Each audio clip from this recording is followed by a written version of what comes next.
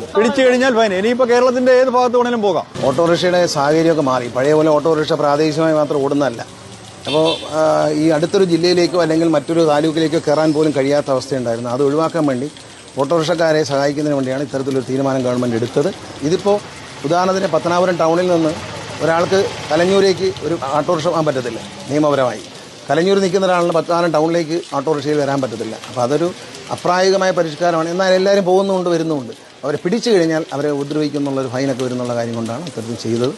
ഇത് എല്ലായിടത്തും ഉണ്ട്. ഇപ്പോൾ എല്ലാ സ്ഥലങ്ങളിലും നമ്മൾ ആ ജില്ലയുടെ അതിർത്തിയുള്ള പ്രദേശങ്ങളാണ് ഏറ്റവും കൂടുതൽ. മാത്രമല്ല ഇപ്പോൾ ആളുകൾ ഓട്ടോറിക്ഷയിൽ ശബരിമലയിൽ പോകാറുണ്ട്.